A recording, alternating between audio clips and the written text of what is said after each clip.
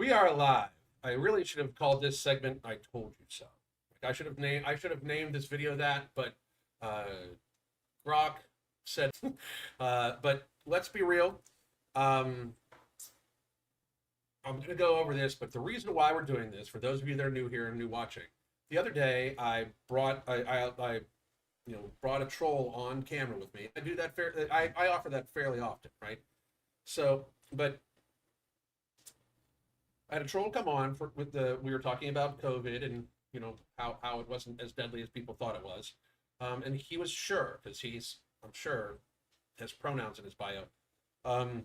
He was sure that I was wrong about everything, and that I was only trying to sell my book. Which, by the way, go buy my book. It was never about your health, the COVID pandemic. It's on Amazon, ebook, paperback, and on hardcover. Please do. And we're about to go over something that this gentleman didn't think existed. This guy, he claimed that this doesn't exist. And before I was able to pull up the study, he ran away like a hoe. But because that's hoe-like behavior. But I'm looking forward to if you are watching, young male, it's hard to call you young man, but if you are watching, please do let me know, because we're about to discuss at length the study by one of the most renowned cited scientists in the fucking world in public health. And I was not going to swear in this video, but I've already sworn, so we're just going to let it rip. But we are about to go over Dr. John Ioannidis' seroprevalence data study from the World Health Organization website. Now, just a quick synopsis. John Ioannidis is widely recognized as one of the most cited and respected scientists in the world for public health at the beginning of 2020. His stature is supported by several key points. He has an H index, which is a citation index of 196, and that's enormous. He's been cited 267,437 times by April of 2020, ranking him 87th globally among highly cited researchers, according to Google Scholar citations. Ioannidis is renowned for his work in evidence-based medicine, clinical epidemiology, and meta-research, particularly for highlights issues of research reproducibility. Publications like The Atlantic in 2010 described him as one of the most influential scientists alive, and Wire called him the chief inquisitor of the replication crisis, reflecting his pre-2020 prestige. As a professor, and this is where we're at, as a professor at Stanford University in medicine, epidemiology, population health, biomedical data science, and statistics, Ioannidis has a robust platform. His work on the replication crisis and evidence-based medicine was foundational in science, influencing fields beyond public health, including biostatistics and clinical research. So this is one of the most cited scientists in the world. He was widely renowned as the public health expert until Fauci decided he was going to call himself that, and they deleted this man. Like, they did not care that this man has a peer-reviewed study. This is, and I'm going to show you now one more time, just so everybody can grasp this. This is the World Health Organization website. Right here. Okay, this is it. This is the World Health Organization website. Can everybody clearly see World Health Organization right up here? So I am on the World Health Organization website, which, by the way, YouTube, I am talking about the World Health Organization's website and a study found on it. If you mark this video as medical misinformation, you will actually be the one that is spreading medical misinformation, because what I'm about to say is fucking true. Because it's literally, it's a peer-reviewed study. By the way, the data was collected from early 2020 to September of 2020, and it is peer-reviewed on the World Health Organization website and has been there for fucking years. So YouTube, if you try to mark this as medical misinformation, the only thing I can say to you is you're the one that is spreading medical misinformation, and there will be lawyers involved. So, because you can press right here on the full text, and by the way, let's just do this. Now all of you have this link. So you can clearly see I'm not making this shit the fuck up. You then go and press right here, and boom, it takes you 2, the infection fatality rate of COVID-19 inferred from seroprevalence data. Now, instead of reading this whole thing, I did do an article on it. I know, huge shocker, that I did an article on it, because that's what I do nowadays, apparently. And we are going to go to that right this second. Give me a minute. Article published. Here we go. And oh my God, one more time, an article by the name of the video, because that's how I'm rolling anymore. But let's just get on with it. Let's do it. Let's do it. In 2020, the world grappled with fear, uncertainty, and sweeping mandates in response to the COVID-19 pandemic. One scientist dared to challenge the narrative with cold, hard data. Dr. John P.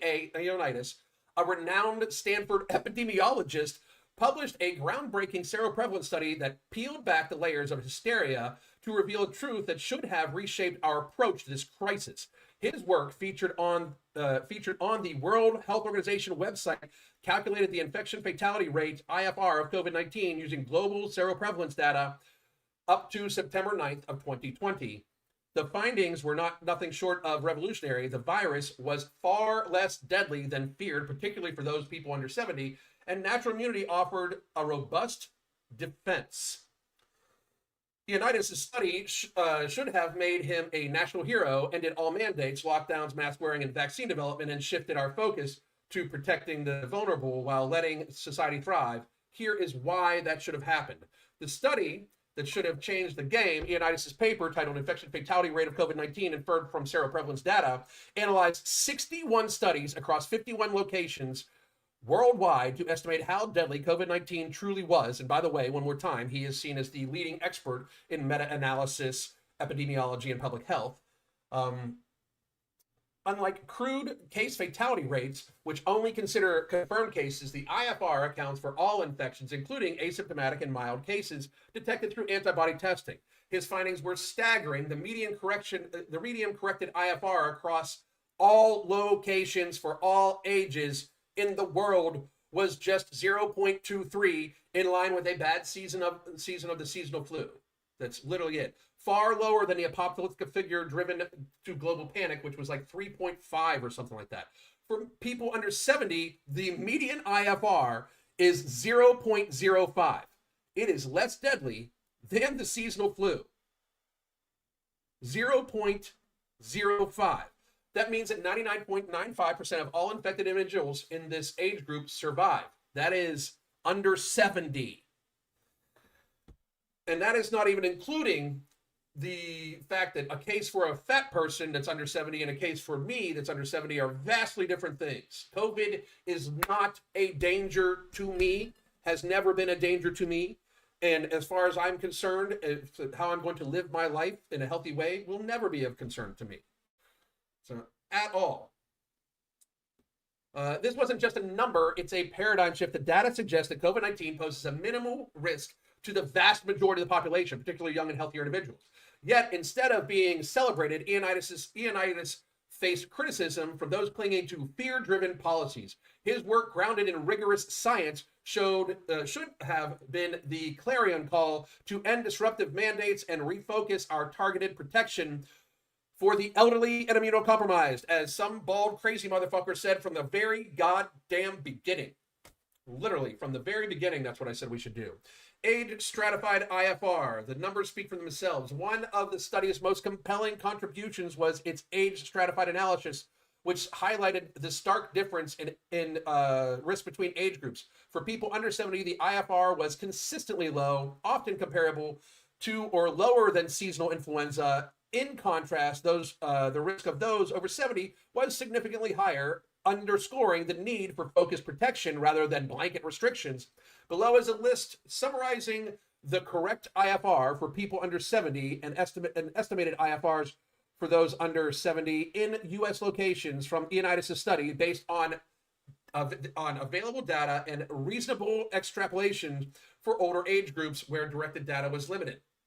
So in Washington, Puget Sound, the IFR for under 70 was 0.05. The estimated for over 70 is 1.5 to 2.0, which, by the way, is very in line with the seasonal flu also. Utah, the under 70 was 0.03. We closed down all of Utah for 0.03. way under the seasonal flu. And I mean way, way, way under the seasonal flu for that age category. And for over 70, it's 1.0 to 1.5. Now, people are going to be asking what the difference is between different areas. It can be everything from the health of the population of that particular area. It can have how much sunlight they get, how much time the people spend outside, their food, those sorts of things, the average age of the population, those sorts of things, right? But these are all like it's plain as day. New York has a 0.25 under 70.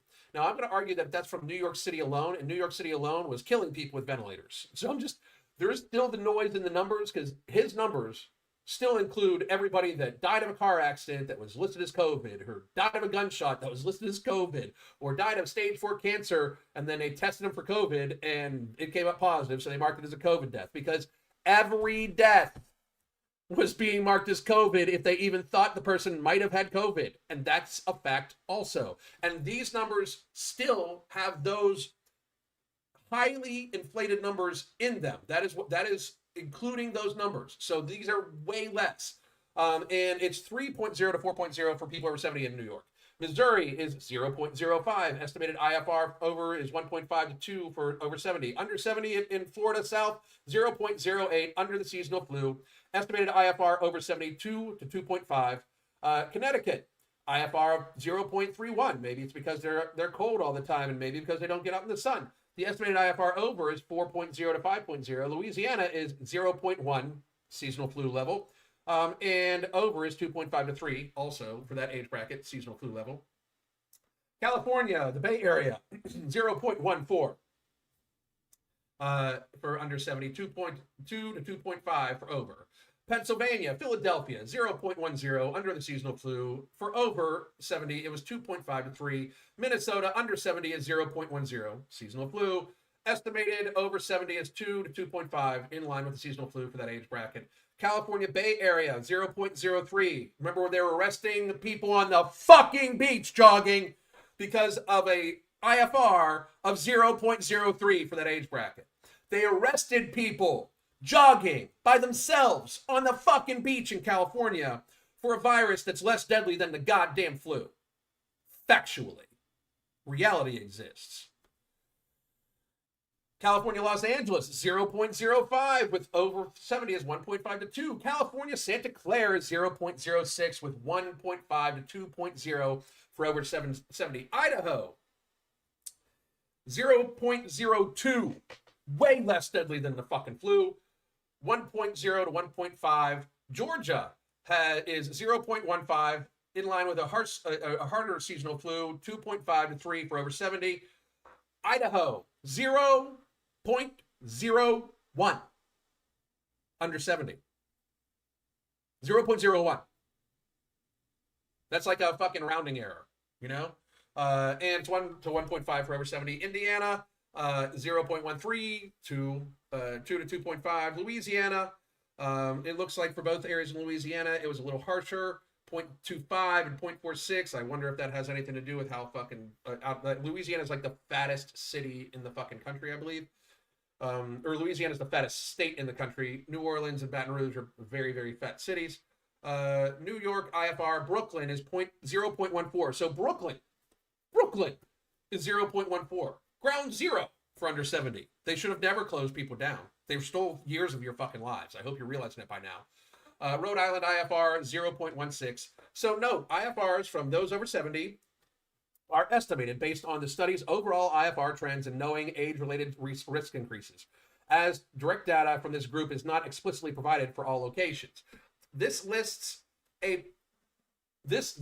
paints a clear picture. For those under 70, the risk of death was negligible, often less than 0.0 or than 0.1. Even in high mortality areas like Connecticut or Louisiana, the IFR for younger individuals remained low. For those over 70, the risk was significantly higher, but still manageable with targeted interventions like enhanced healthcare access and voluntary isolation support. These numbers should have ended the one-size-fits-all approach to mandates. And natural immunity, the unsung hero. Ioannidis' study also underscores the power of natural immunity. Seroprevalence data showed that millions had already been exposed to the virus, as again, it initially came in the fall of 2019 because it's in waste samples and blood donation samples from 2019 in the United States in like 5 to 10 different, I think it's 5 different spots, thousands of miles apart, is the sewage samples, and 3 locations, 1,000 miles apart, for blood samples taken in December of 2019. Like, it was here. Anyway, had already been exposed without symptoms and developed antibodies. This natural immunity, robust and long-lasting, was evident in locations with high seroprevalence yet low mortality and amongst younger individuals. Studies since 2020, such as those published in Nature 2021, have confirmed that natural immunity provides strong protection against reinfection, often rivaling and surpassing gene therapy-induced immunity. The mandates.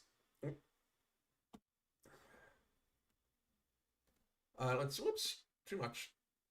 The mandates ignored this reality. Instead of leveraging natural immunity to protect society, governments pushed for universal vaccinations, masks, and lockdowns, disregarding the low risk to most and the protective effects of prior exposure. Ioannidis' data suggests that allowing the virus to circulate amongst low-risk groups, anybody under 70, while shielding the vulnerable, could have built herd immunity faster, sparing economies, mental health, and personal freedoms.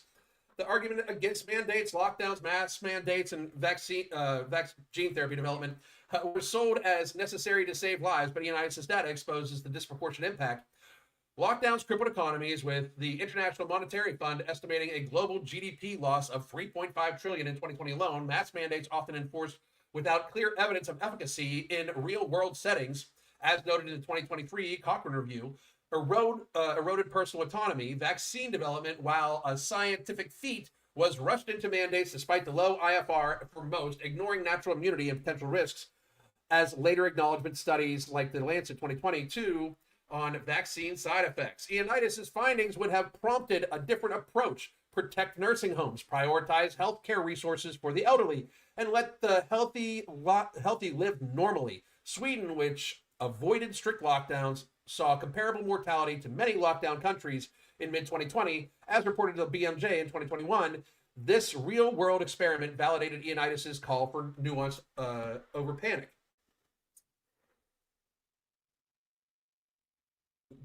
Why Ioannidis deserves hero status? Dr. Ioannidis didn't just crunch numbers. He challenged dogma with courage. At a time when dissent was vilified, he stood by the data, advocating for policies grounded in science, not fear. His work empowered us to question mandates that upended lives without clear justification. By revealing the low IFR, the power of natural immunity, he gave us the tools to demand freedom, protect the vulnerable, and move forward.